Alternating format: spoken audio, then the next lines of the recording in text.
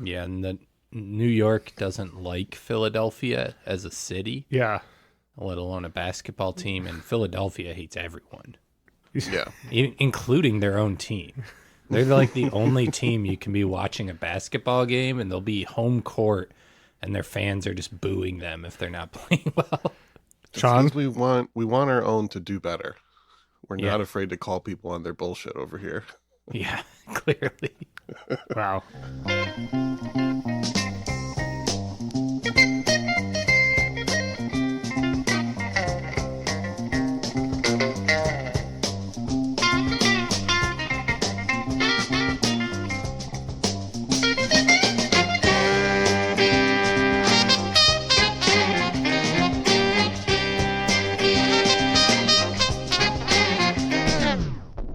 Welcome to I'd Buy That for $1, a podcast about inexpensive, common, and underappreciated records that are waiting to be rediscovered. I'm your host, Sean Hartman. I've got a heart like a wheel and a head like a hole, but despite all this, I'm still just happy to be here. Man, I guess you kind of did. I thought you were going to marry the album today with Nine Inch Nails and then the Smashing Pumpkins. I guess maybe that's what you did. I wanted you to think that's what I was going to do. I'm keeping you on your toes. You are. Yeah. Well, speaking of keeping people on their toes, I'm co-host Jeremy. Co-host Sean, I figured since we're talking about a record of sisters, it's time we reveal our secret. Oh. We're doing I this think it's now? time. Yeah. All right. I mean, go for it. I mean, everybody already suspects it, and we've been called out a few times, but it's time we just reveal that we're brothers. It's true. Spiritually, mentally, physically. Genetically, too, right? Yeah, obviously. Yeah. Cool. That's out of the way. And there you have why neither of them like the Ren Fair musics. It's in our genes. It's all coming together. And that's the facts. Yes, we are not lying about Sean Hartman and Jeremy Ruggles being brothers. And we have never lied on a previous intro or title or profession that we have stated. And all of these episodes continue to reference the film RoboCop. Yes. Well, I'm co-host Peter Cook, and I am a self-identified, self-destructive fool. At least you're honest about it. You gotta be. You don't want someone to call you out on that. That's true. Gotta beat them to the punch on that one. I had a, Alcoholics Anonymous vibe to it. I'm Peter, and I'm a self-destructive fool. Hi, Peter. You guys want to go swimming? Yeah, it's time to get swimming. I think that'll be in the summer. Yes. We're not starting with swimming song, Peter. That's okay. We're gonna feature it, right? We will feature it, but Yeah, what are we talking about first? we're talking Kate and Anna McGarrigle, self-titled debut album, 1976. And I want to start with the insanely brilliant song, Heart Like a Wheel. It was recorded by Linda Ronstadt before they even recorded it, but it was written by Anna McGarrigle. So this is their song. It's not Linda's. But here it is, Heart Like a Wheel, Side A, Track 4.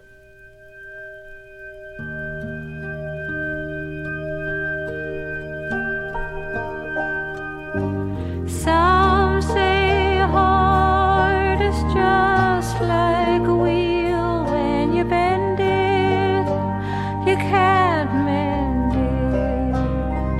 And my love for you is like a sinking ship, and my heart is on that ship out in mid-ocean.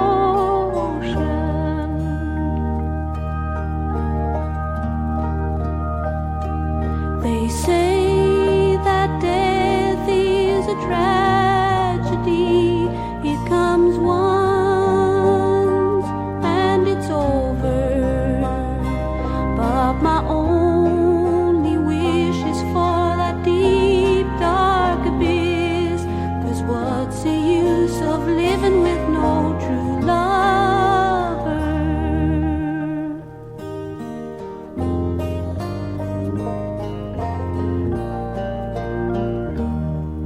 When harm is done, no love can be won. I know it happens frequently. What I can't understand, oh please God hold my hand, why it should have happened to me. And it's only love, and it's only love that can wreck a human being and turn him inside out. That can wreck a human being and turn him inside out. I've heard this album a few times. I believe I bought it while visiting you in Philadelphia about a year and a half ago, Sean, amongst like 30 or so other records that I picked up. Yeah, we did do a little bit of record shopping while you were out here, so. Yeah, just a few. Real quick. Yeah. I'm familiar with the song Heart Like a Wheel as well, Linda Ronstadt's version. It was only today that while doing research and listening on headphones, I was sitting on the couch. My wife was sitting next to me doing her own work. And when those harmonies came in on the It's Only Love part that we heard towards the end of that clip, I audibly gasped. Yeah. I felt it throughout my entire body, like shivers, and just it went right to my soul. Yeah. This was definitely the song that did it for me too. I got turned on to this from our Roaches episode we did a while back, and they were mentioned for reasons we'll get into again later. But I bought this record, I think I was in Chicago at the time, and was listening to it, and this is a song. It just checked all the boxes. Haunting, minor melody, banjos, singing's good. That's all my boxes right there. All Jeremy's boxes are checked. Yeah. Yeah, if only 10cc had had a banjo, we could have won him over. They can never win me over. He's not in love. I'm not in love. Yeah. So, winning me over caused me to bring this to our classic trio today. Yeah, there's no guest. We're just going to talk about Kate and Anna McGarrigle. And yeah, I am glad that you made me focus my attention more on this album the last few days. And I mostly was just listening to it in the background at work, so I don't think some of those subtleties really hit me until listening on headphones today. Yeah, I'd say it's a grower of an album. There is this song, another song we'll play later that really grabbed me right away. But I think a lot of the things in between at first were just kind of yeah, it's pretty good, but didn't resonate as strongly. But the more I listen, the more those in between songs really kind of shake me up. Yeah, it's a subtle record in a lot of ways. It's not really in your face. No. You have to actually devote attention to it for it to really start to sink in. Yeah, and I think you have to be a words person.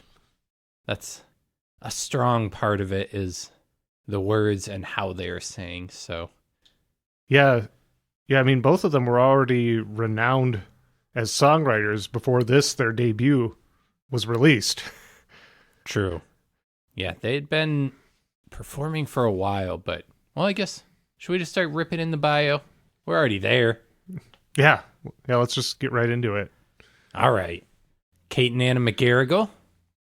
They were born in Montreal, Canada, but there's a third sister who's a pretty instrumental part of this, Jane McGarrigle, who was their manager for pretty much their entire career, and then also would sing backup vocals on the road with them and on recordings. So They're even more like the Roaches than I realized. yeah. It'd be kind of like if Maggie and Terry just kept putting out stuff under their name and Suzy was just kind of working in the background. Yeah, so the opening song on this is not We Are Kate and Anna and Jane. It is not. Yeah, so they were born in Montreal, Canada. Jane is the oldest, born in 1941, Anna in 1944, and Kate is the youngest in 1946. Their father was a pianist from Ireland, and their mother was French-Canadian and was a classical violinist herself. So, Musical background. a musical background before them, and as we will learn, continued well after them as well. Foreshadowing. They learned music in a convent. A bunch of nuns taught them how to play piano. Kate and Anna both learned guitar, banjo, accordion, just like a mess of other instruments. They just took strongly to music and then kind of went very different directions in college. Kate went to study chemical engineering and Anna went to art school. Yeah, those are different directions. Yeah, and it was kind of interesting to me because I was listening to an interview with Jane and Anna. According to them, Kate was the one who wanted to be a singer and was trying to make it in the music world. So that was interesting that the sister who went to art school was not that person. It was the one who went to chemical engineering school. Yeah, I wouldn't have pegged that. Yeah. Kate and Anna started playing in the Montreal folk scene with Peter Weldon and Jack Nissenson as the Mountain City Four. That sounds like some kind of organization, like a group that would do subversive things. Like running from the law. Yeah, direct action, Yeah. but just a musical group. Just a musical group. Montreal folk scene. And Kate moved to New York City, Greenwich Village specifically. Anna was kind of along for the ride as far as this music stuff goes, but she stayed in Montreal and was like not full speed ahead like Kate was. And Kate started performing in the Greenwich Village scene, and that's when she met and then married Loudon Wainwright III. Yeah, big time folky name there. Kate and Loudon had 2 children, Rufus and Martha. Might have heard of them. Rufus Wainwright and Martha Wainwright. Correct. And they have both gone on to become successful musicians in their own right. You know, they're out there working right now. I listened to an interview with Loudon as well, who describes himself as being, you know, kind of young and immature at this time. He's in his early 20s at this point. I can't imagine Loudon Wainwright III being immature with the subject matter of his songs. The dead skunk. Exactly. Yeah. And he kind of acknowledges that he was probably not a great partner at the time or great father. And he was kind of in this rambling lifestyle. And he admitted he felt very threatened by Kate and Anna's kind of ascendance in the music industry. So, yeah, that was a fairly contentious relationship that would end up ending in 1976. Right around at the time of this album. Yeah, right at the time of this album. So I want to play another song before we dig in further. I'm going to play Tell My Sister, which is side B, track 2. Weatherman on the radio threatens rain, maybe snow.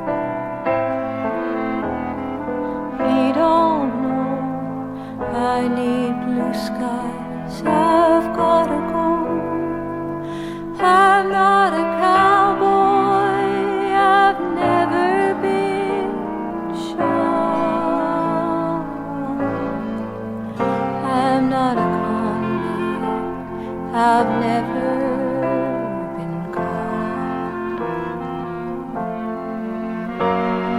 Tell my sister to tell my mother I'm coming home.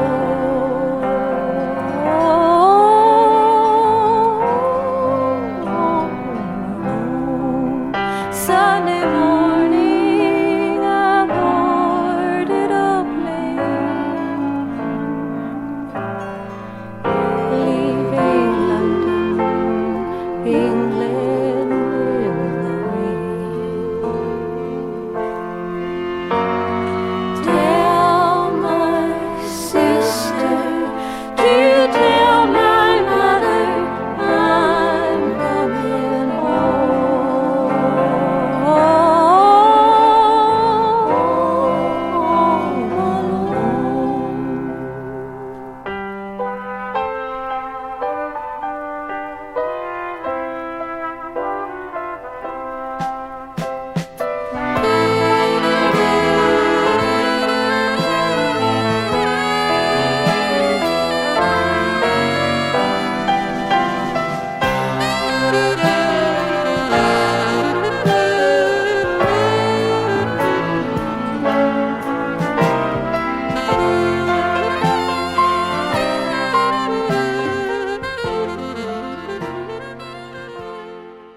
I will admit right out of the gate, this is not a situation.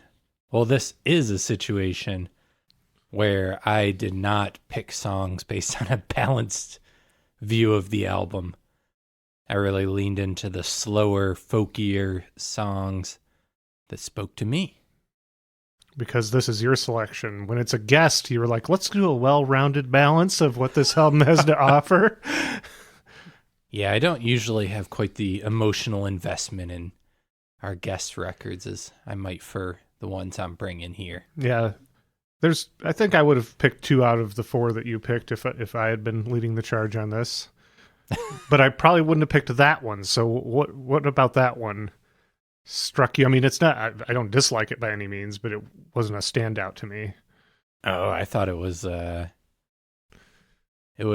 very immediate feeling to me as far as, I don't know, it seemed kind of bold to have a song called Tell My Sister on like an album that's like a sister's album. It could have been very corny, but I feel instead it's very earnest and touching. And really, I think like the tender side of this is undeniable in this song. Mm-hmm. Yeah. So we were very focused on lyrically what they were doing with that song. Yeah. I couldn't help but notice all the old-timey arrangements on it. Yeah, and that saxophone, I think, really breaks it up and keeps it from feeling too much of a dirge. Yeah, it's one I'll have to pay more attention to now that you've highlighted it. Well, thank you, Peter. Yeah, that's what we said this album can do, and it's a grower for sure. It's one that you can spend time with, and it reveals itself. Agreed. Let's get back into the bio.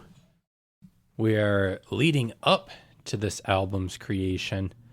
Anna's song, the first one we listened to, Heart Like a Wheel, as was mentioned, was recorded by Linda Ronstadt before they recorded it, and was the title track of her album, Heart Like a Wheel.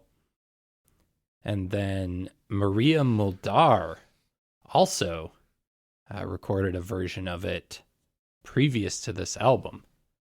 Yeah, she had done a number of their songs prior to this album coming out. Yeah, another artist on our radar for a future episode. Yeah, I have a feeling she may come up again before this episode is over. Yeah. Stay tuned for more Maria Muldaur. As a result of that, they ended up getting signed, Kate and Anna, by Warner Brothers, which led to the recording and release of this album, which they began recording actually in 1974, and then this came out in January of 76, so Yeah. they took their time with it. But also at this point, Kate is raising Rufus and Martha. She actually has a special thank you on the back to the people who took care of the kids. Oh, well, yeah, I guess, yeah, I hadn't really considered that, yeah, she would have been a mom already by the time this first album comes out. Yeah. So this album was critically acclaimed pretty much immediately upon release, but wasn't a big chart success. It only charted in Sweden at number 27. If you go and read the reviews of it, people are pretty unanimously for this album, I would say. There's a whole mess of top-notch musicians on this thing. If you look at the back cover of the album, I'd say at least 50% of it is just credits to different people playing different things on each song. One of the more interesting ones I did note, though, to further draw parallels to the Roaches, was Tony Levin, the bass player of King Crimson, is on this thing. Yeah, I guess this was his thing, appearing on folk albums when he wasn't playing in King Crimson. Yeah. Yeah, and there's the Robert Fripp producing the Roaches thing, so some odd King Crimson connections. Yeah. Yeah, I was waiting for you. You didn't find any direct Fripp connection with this album. I did not. Okay. You've got, I don't know, there's like studio dudes like Steve Gadd, Russ Kunkel, who did the sax on that last track. And you got like Bobby Keys is on this, also on sax. There's just so many names, and they're almost all like big name people who've done like 10 other big name things. So if you're interested, go read it yourself. I don't have an hour to name all these people. But as mentioned, Jane McGarrigle is on the album doing backing vocals and also some organ. She's already here on the debut album, and she's with them through the whole career, so I thought that was kind of neat. Another thing kind of neat I found was there were two different producers on this album, and there was kind of a tension between them because one wanted a like classic folky kind of sound, and the other producer wanted to lean more in the pop direction. So that's why you'll kind of hear, it's not like a blend of both. It's like from one song to the next, they kind of lean in different directions. It's a little bit all over in that way, but I think it also kind of helps give it some more depth as far as arrangements and different kinds of sounds. It doesn't get too samey sounding. But yeah, those producers were Joe Boyd and Greg Prestopino. Yeah, I don't know much about the latter, but the former is someone that I've wanted to talk about on I'd Buy That for $1 for quite some time. So Joe Boyd, his name is synonymous with the emergence of 1960s folk rock, mostly the British folk rock of the 1960s. But Joe Boyd is originally from the United States, and he had promoted concerts while attending Harvard. He's originally from the Boston area. After graduation, he worked as a production and tour manager in Europe, organizing concerts with Muddy Waters, Stan Getz, and Sister Rosetta Tharpe. At the 1965 Newport Folk Festival, he's the one who supervised Bob Dylan's electric debut. Wow. Yeah, which we talked about on our Chambers Brothers episode. We didn't really mention Joe's involvement in that, though. When Joe moved to London to work for the UK division of Elektra Records around the mid-1960s, he opened a club called the UFO, and he produced the debut single by UFO regulars, The Pink Floyd, in their song Arnold Lane. Interesting. He then created a production and management company called Witch Season, and he would go on to produce the first 8 albums by the incredible string band. The one that we featured on I'd Buy That for $1 previously, Liquid Acrobat as Regards the Air, was actually the first that they made without Joe Boyd producing them. Oh, yeah, we kind of talked about that shift for them. Yeah. From like a production standpoint. So. Yeah, they went much more electric at that point, too. Yeah. He also produced the first 5 Fairport Convention albums. He would also produce subsequent Richard and Linda Thompson albums. He also produced the first 2 Nick Drake albums. Yeah. He also worked on the film scores for A Clockwork Orange and Deliverance. He's the one who produced Dueling Banjos. He later would work with REM and 10,000 Maniacs. He was also a producer of the 2018 Aretha Franklin concert film Amazing Grace, and he had been involved in the project going back to 1972 when it was started. Jesus. So he's one of those major behind-the-scenes figures. Yeah, I saw he also produced Vashti Bunyan and Billy Bragg, who are 2 artists I really like. So yeah, he produced Just Another Diamond Day, that album by Vashti Bunyan. Yeah, and a lot of other stuff. He's another one that's just a quick capsule overview of Joe Boyd. Peter's mini bio. Yeah.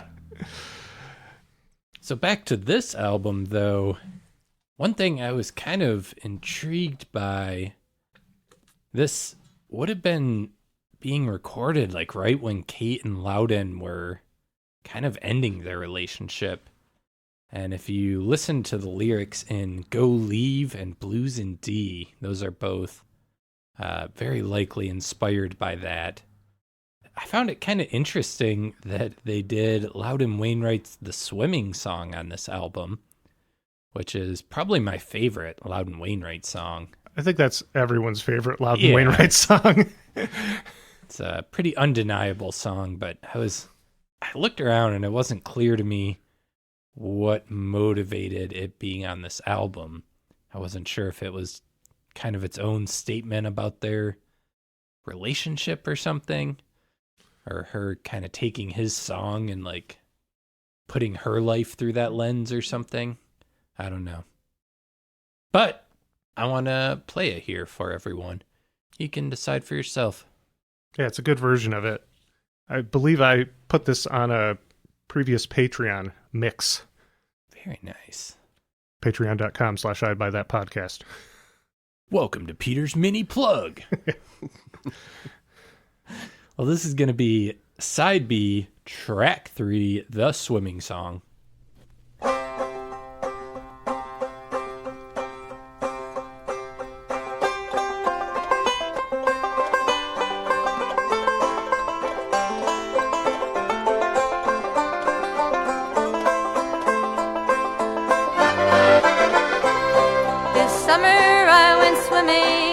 Summer I might have drowned, but I held my breath and I kicked my feet and I moved my arms around, moved my arms around. This summer I swam in the ocean and swam in a swimming pool. Salt my wounds, cleaned my eyes, I'm a self-destructive fool, self-destructive fool.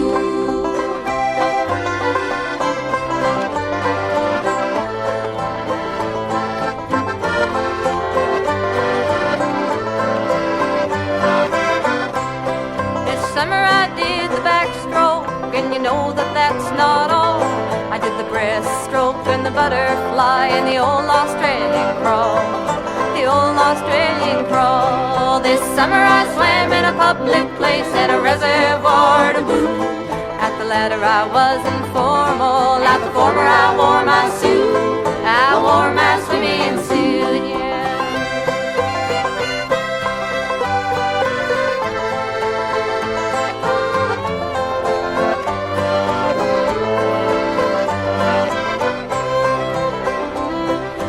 Summer I did swan dives and jackknives for you all. And once when you weren't looking, I did a cannonball, did a cannonball. This summer I went swimming, this summer I might have drowned, but I held my breath and I kicked my feet and I moved my arms around, moved my arms around. That song and Heart Like a Wheel are definitely standouts for me on this album. And one of the main reasons for that, or one of the main appeals to this album for me, is definitely those vocals, especially the good old blood harmony. You just can't beat it, you know? And the arrangement of the backing vocals, I think, is really interesting. It would have been easy to just like double up the harmony for most of the song, but it just comes in these little stabs in interesting ways, and it really adds to the song every time. Yeah, and they do that folk thing that's just unbeatable. I feel like people can do it a billion times and I'll still like it, where it's that stabby banjo sound mixed with this like smooth singing. It's just good. Yeah. If it's your thing, it'll land. It'll just keep landing over and over. I should probably admit here that overall, this record has been difficult for me to get into. There's elements of it that I like, and there's a couple songs that are starting to work for me, but this is not one that jumped out. As Jeremy has said, it's a grower, so I intend to keep trying, but I think I've said a few times on the podcast that lyric-forward albums are difficult for me to enjoy. The lyrics are not something I usually pay attention to as much. I'm someone who has no inner monologue and very poor mental visualization, which I've learned that people who have those conditions, it's very common for them to not be interested in lyrics, or to hear the lyrics and singing as more of an instrument and not really pay attention to the narrative too much, which is what I tend to do. So this album is not one that jumped out to me immediately, but I intend to try and crack it. Yeah, it's interesting to me that you gravitate so much toward hip hop, which many would consider to be a very lyrical genre, but I'm guessing that it's more the beats and the samples that you're initially drawn to there. Yeah, that would be true. And Sean's just hard. I'm soft. I like this folky stuff. It's just got to have soul for me. I just like that soul music. It's about that feeling. Not what they're saying, it's how they're saying it. Yeah. I can respect that. But you're wrong.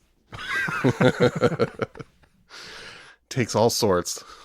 I would recommend spending more time with this album, though, Sean. It will it'll grow on you. I don't know if it'll be your favorite album, but I think you would find more to like than you're hearing right now.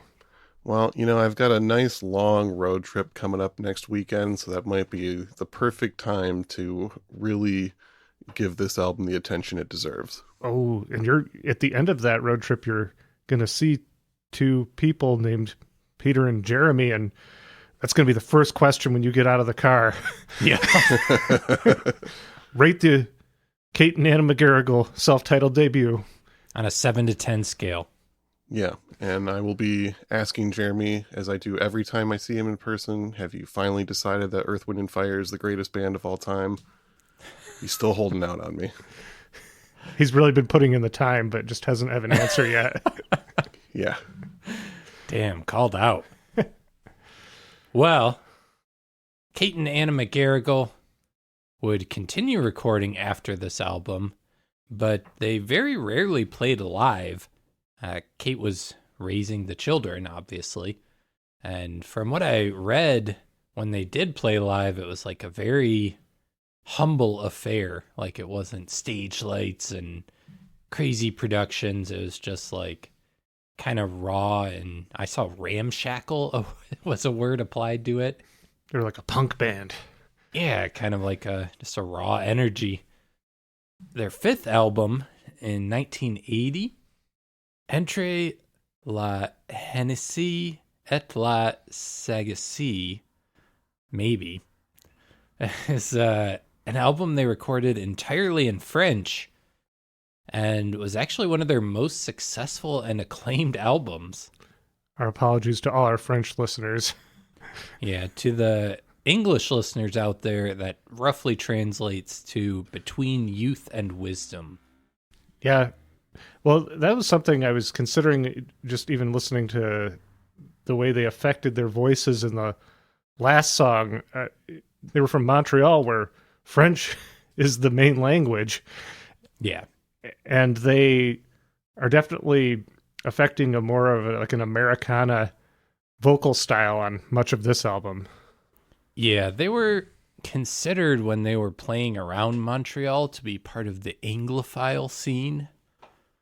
But yeah, as mentioned, their mother was French Canadian. They clearly know French. They're from Montreal, so a lot of that's baked into who they are. Yeah, there's at least one song on this album that's in French. Yeah.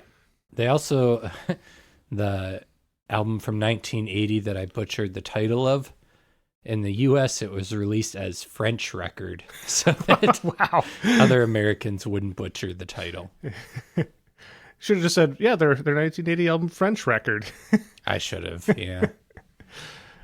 They continued recording after that, and in 1998, released an interesting album called The McGarrigle Hour that has all three of the sisters. Loudon is back and on it. Martha and Rufus Wainwright, the children of Loudon and Kate, are on it, along with Anna's husband, Dane Lincoln, and their two children, Sylvan and Lily Lincoln, who are also musicians. So it's just this wild family of musicians. Yeah, and there is a familial connection to the Roaches.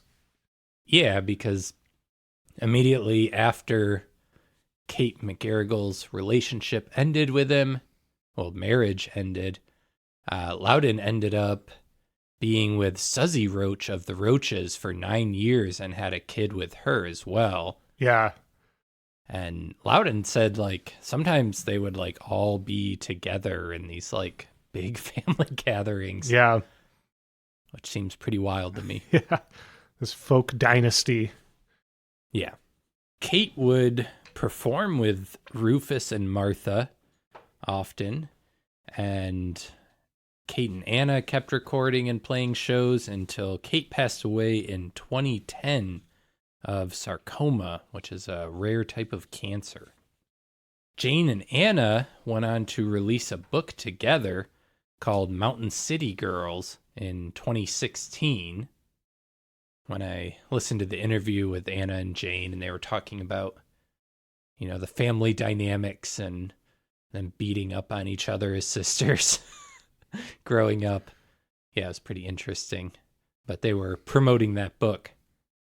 Kate and Anna were appointed to the Order of Canada in 1993, which is Canada's second highest honor, and also received a Lifetime Achievement Award from SOCAN in 2006, which is the Society of Authors, Composers, and Music Publishers of Canada.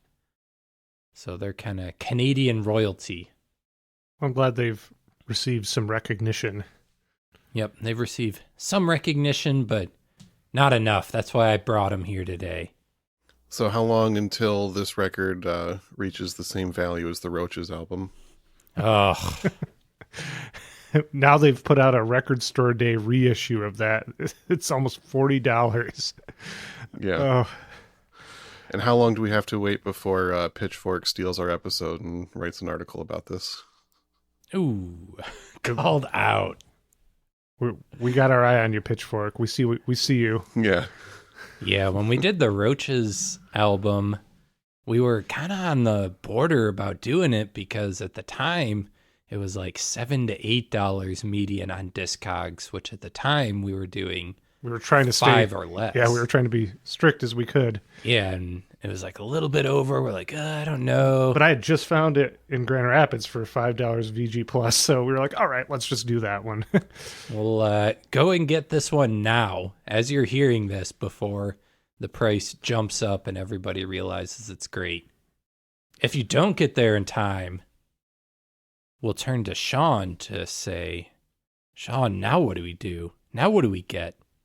You know, that's a pretty good question, and I think I might have a pretty good answer for it. First recommendation, previously featured album Chris Williamson, The Changer and the Changed from 1975. Oh yeah, that's a good one, and that's an album that too I could see rising in value. Yeah, it's kind of got the backstory for it. Maybe not quite as many copies of that one pressed. Yeah, true. And it's that's another grower, I'd say, that really shines as like a tender album. True. Yeah. Another previously featured album going a little bit further back in the podcast, but one that I like to revisit every once in a while, Janis Ian, Between the Lines from 1975. Oh yeah, it was very early that we featured that album. When I was listening to this on Spotify at work, and then it would play similar stuff once the album was over, I felt like every time there was something exceptionally good that I had to click off the screen and see what was playing on Spotify. It was without fail Janis Ian every time. Mm-hmm. I'm like, oh yeah, I really like Janis Ian. Major talent. And then, as promised, here's the Maria Moldauer recommendation, talking her 1974 album, Waitress in a Donut Shop. Which features a song by Anna McGarrigle and is produced by Joe Boyd. There you go. Wow. Is this one of them that the McGarrigle sisters sing backup on too? Oh, I didn't go that deep. That's like, you said 73, Sean? 74. 74. So that's Well, might have been. 'Cause yeah. They sang backups for her. I saw they sang backups, with Loudon initially. Linda Ronstadt, Richard and Linda Thompson, Marianne Faithfull, who we just did an episode on pretty recently. Joan Baez, Nick Cave. So they also did a lot of like studio work as background singers. Nice. Well, I wanted to throw a recommendation on there. Yeah. Related to the Roaches. You know, that first album has blown up and become stupid valuable, but their other albums are really good too. Nerds is really good. There's the Maggie and Terry Roach album that I just bought the other day for $4. Mm-hmm. Seductive Reasoning. That is a fantastic album. So you can just go get the other Roaches albums and they're very good. Yeah. Yeah. All the other ones are still cheap, I've noticed. Yeah. I have the first 3, and I think all of them I have purchased for $5. Yeah. So just wanted to throw that out there. Good tip. Before we get out of here, I did have a quick installment of For the Record where we set the record straight on misinformation stated in previous episodes. In our Diodato 2 episode, we said that Diodato had worked with Quincy Jones. That is not quite accurate. In 1970, Quincy Jones had teamed up with the Ray Brown Orchestra to do a funk version of a soundtrack that Diodato had worked on with Antonio Carlos Jobim called The Adventurers. So they kind of like reimagined this soundtrack that Diodato had worked on, and that's what we were thinking of. Well, okay. You get a pass in my book, but Okay. thank you for clarifying. It's important. Other than the intros, we got to keep our facts straight here. That's true. We're not trying to spread more misinformation out there. Yeah. Yeah, Isn't that right, brothers? that's right.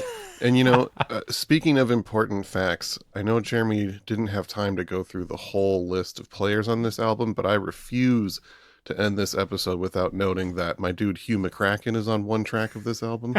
Oh, God. True. You got a Hugh head here. We can't Yeah. overlook that. No. Yeah, there's a lot of little... Start looking through those credits. There's a lot of names where it's like, whoa, whoa, whoa. Yeah, well, and then probably also if you just start looking at who have recorded songs of the McGarrigle sisters, what, as you mentioned, what they've appeared on, they're in the culture. Yeah. Go and get it now. That's all I got to say on them for now.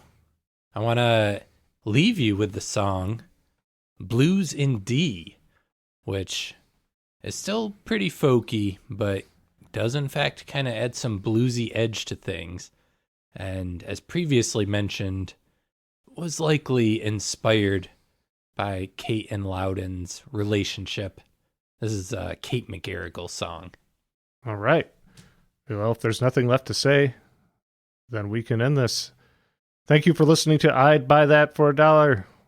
Once again, if you would like more content, you can go over to patreon.com/I'd Buy That podcast, pledge your support, and get some cool bonus content in return. My name is Peter Cook. My name's Jeremy Ruggles. And I'm Sean Hartman. And I'm Jeremy Ruggles, brother of Sean Hartman. Just the facts. Just the facts, ma'am. Oh, wow. Now you're saying it. Blues in D, Side A, Track 3. Farewell.